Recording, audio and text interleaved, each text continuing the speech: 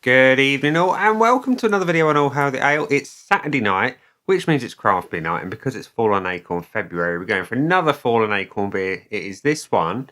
It is I Loved, I Hated, I Destroyed, I Created. And it is an 8.5% double IPA with arguably some of my favourite artwork I've seen on a can this side of Swimming Giants. That was a great big whale tail in the sea. This is awesome.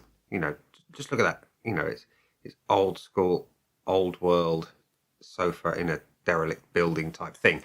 And it says on the back of the can, obviously the long old name, it then goes on to say, in misery I mashed, in fear I boiled, in regret I dug, in death I drank. Some hops are just epic, orchestral, emotional performances. Citra and Nelson Sauvin crushed together for hits of soft tropical and citrus fruits, smooth, soothing, full-bodied with an inner strength.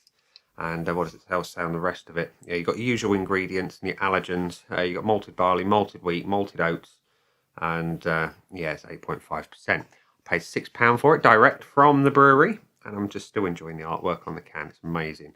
Let's hope the beer inside is equally good. So without further ado, let's get it out into a glass and see what we think. So we're going to pour into my Teku. And the pour is... oh, nice and hazy. That is super hazy. Let's just call it there. Look at that. That is your veritable chicken soup. You cannot see through that at all. It's just super thick. It's a similar sort of colour to the telly, just a little bit kind of duller, I guess you could say. Whereas that's butterscotch, that's kind of chicken stock. And it's beautiful looking. You've got a lovely creamy white head on that. It is a stunning, stunning looking beer. I'm excited. I'm very excited. So let's have a whiff. Oh my giddy aunt. Oh yeah, that's beautiful. I've got pineapple, I've got mango, I've got loads of other stone fruit. I've got a little bit of orange, I've got a little bit of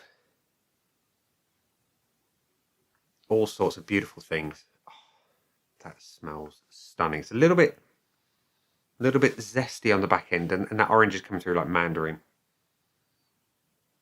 But it's so good.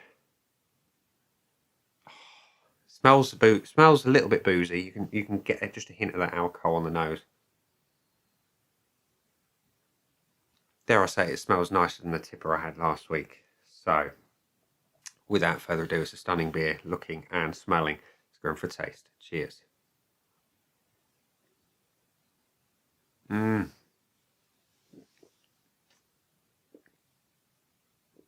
Shit the bed, that's good. Wow. I haven't had an experience like that since Swimming Giants, actually. And that too was a DIPA of a similar strength. It's just wonderful, wonderful, wonderful beer. Body is excellent. It's kind of slightly heavier than medium. It's super soft in the mouth. It's pillowy. It's carbonation is kind of almost hampered by the body. It's there, but it's fighting against it, and it's just pushing through. That's how good it is. The booze is there in just about the right amount, and then you've just got wave after wave after wave of tropical fruit, starting with a mango, finishing with pineapple and peach. It's a little bit melony. It's a little bit bloody lovely. And of course, for a DIPA, it is slightly bitter. And it's as hoppy as they come. It's not overly green. And by that I mean it's not too fresh. And it's fresh, but it's not like fresh out of the can or fresh out of the tanks into the can, if you know what I mean. It's not bad at all. The finish is slightly dank, and I love that about a DIPA, particularly just gives me that little bit of something. And yeah, it's superb. Superb, superb. Wow. Oh, the finish is, like I say, dank, bitter, fairly long, and it comes into something a little bit juicy at the back end as well. That is, as Brett the Hitman Hart used to say, it's the excellence of execution. Superb. So, before I tell you my scores, we are going to go to the scoreboard of joy, which says that Fallen Acorns I loved, I hated, I destroyed, I created has had 186 check-ins and a damn good average score of 4.24. But I think that you'll find that that is underrated on Untapped.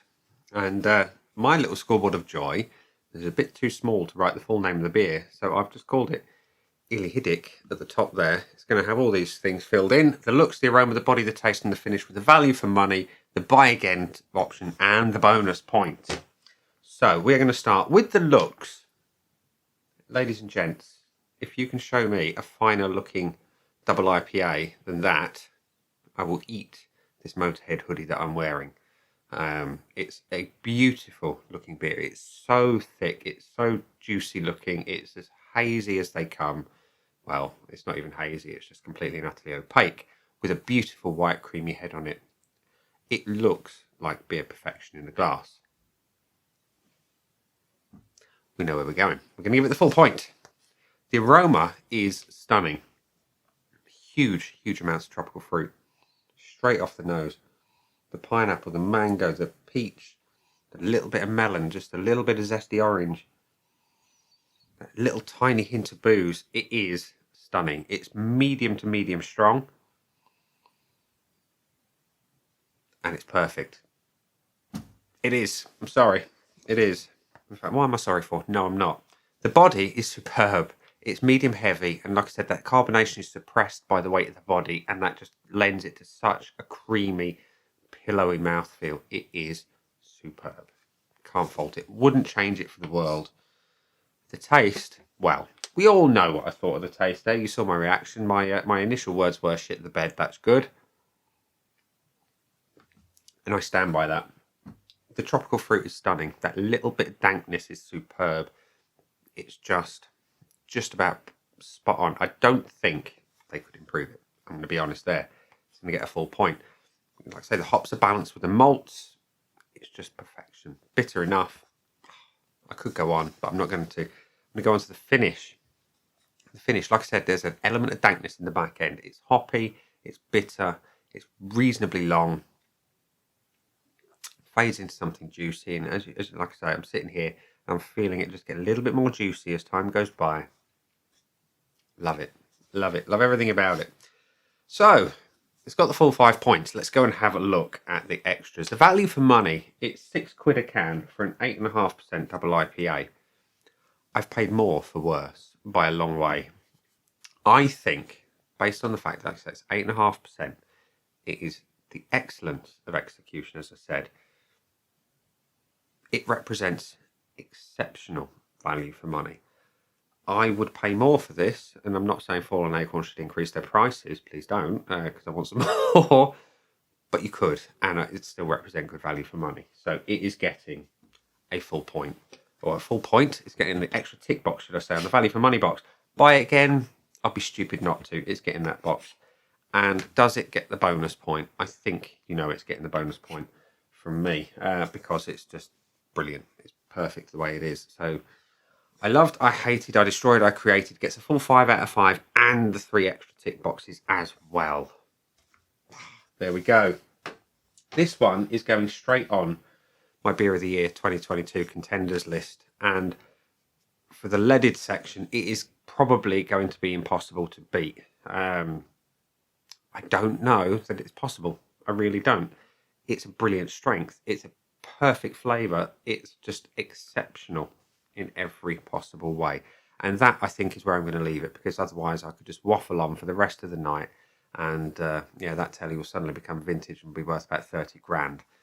As it stands, it's not. So I'm just going to leave it there and say That has been the beer. Those down there are the buttons. You know exactly what to do with them by now. You've got the like, comment, dislike, and subscribe. Choose any combination of them as you wish. Definitely let me know if you've tried this beer in the comments section below and what you thought of it.